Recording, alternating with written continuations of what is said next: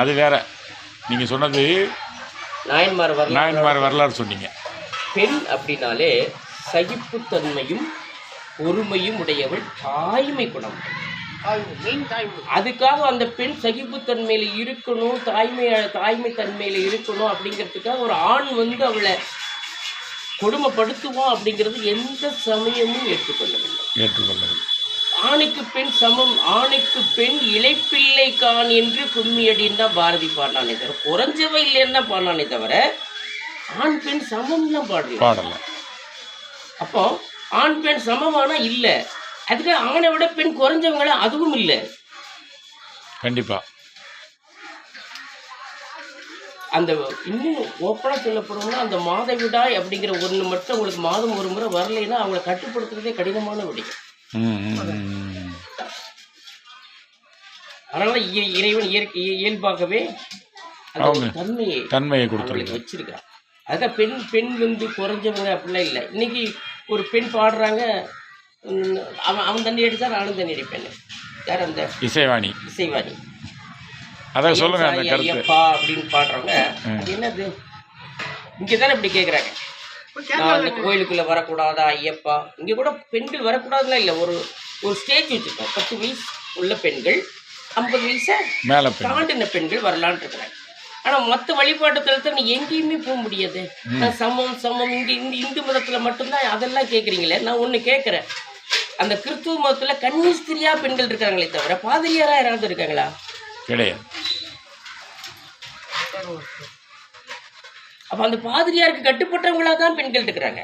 ஆமா, பாதிரியாரை போய் முட்டு போட்டு எனக்கு வணக்கம் சொல்ற நிலையில தான் பெண்கள் இருக்கலைங்க தவிர அந்த பாதிரியார் லெவலில் ஒரு சர்ச்சை நான் நடத்துவேங்க லெவலில் அவங்க இருக்கிறாங்களா?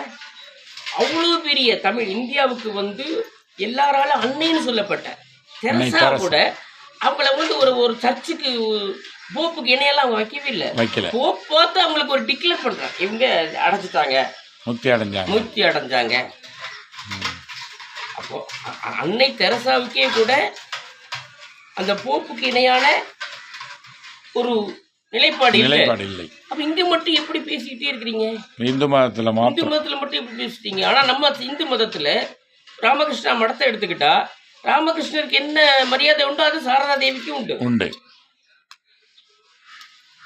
கண்டிப்பா. நான் ஒரு முறை ஒரு ராமகிருஷ்ணா மடத்துக்கு போயிருந்தேன். அந்த 3 போட்டோ வச்சிருந்தாங்க, ராமகிருஷ்ணர், சாரதா தேவி, விவேகானந்தர். 3ஐயும் பார்த்துட்டு நான் என்ன சொன்னேன், இதை பார்க்கும்போது சோமாஸ்கந்த மூர்த்த மாதிரி இருக்கு.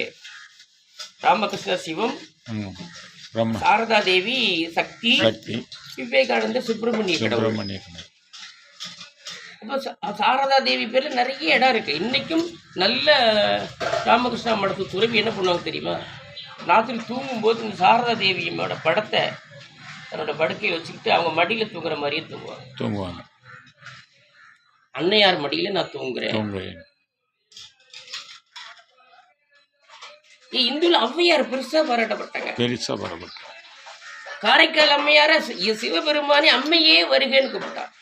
சிவனே அவ்வளவு பெரிய விஷயம்.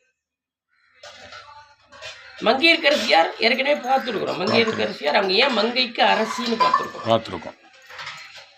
அப்போ பெண்ணுக்கு ஒரு ஒரு ஒரு வழிபாட்டு தலத்தில், ஒரு சமய சார்பற்ற தேசத்தில், ஒரு வழிபாட்டு தலத்தில் பெரும்பான்மையான அந்த சமுதாய மக்கள் ஒரு வழிபாட்டு முறையை ஏற்றுக்கொண்டார்கள் என்றால் அதை நடைமுறைப்படுத்துவதுதான் சாத்தியம். அதே ஒரு கேரளா மாநிலத்தில் பெண்கள் மட்டுமே வழிபடக்கூடிய ஒரு இடம் இருக்கு, பகவதி அம்மன் கோயில் இருக்கு. அங்க எந்த ஆணும் போவேன்னு அடம் பிடிக்கலையே. அவன் சரியா தானே இருக்கிறான்.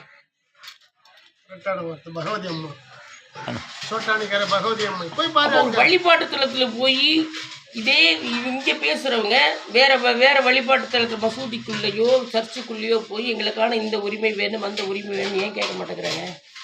இதுல இருந்து ஒரு உண்மை தெரியுது, அவங்க கிட்ட எல்லாம் பணம் வாங்கிக்கிட்டு இவங்க வேலை செய்யற ஆட்கள் தான் இந்த திராவிட கழகமும் அதை சார்ந்திருக்கிற கிளை கழகங்களும் தெரிய வருது. இந்த இசைவாணின்னு சொல்லிடுங்க.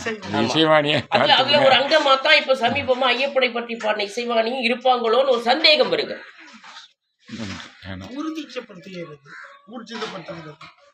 அப்போ மற்ற சமயத்தாரிடம் பணம் பெற்றுக்கொண்டு எந்த சமயத்துல ஒரு வரைமுறை இல்லை, ஒரு கட்டுப்பாடு இல்லை. அங்கேயும் இஸ்லாமியர்கள் அல்லாதவர்கள் இந்த எல்லைக்குள் அப்பால் வரக்கூடாதுன்னு போட்டிருக்கு. போட்டிருக்கு. நம்ம இடத்துல இந்துக்கள் அல்லாதவர்கள் இந்த எல்லைக்கு அப்பால் வரக்கூடாதுன்னு போட்டிருக்கு.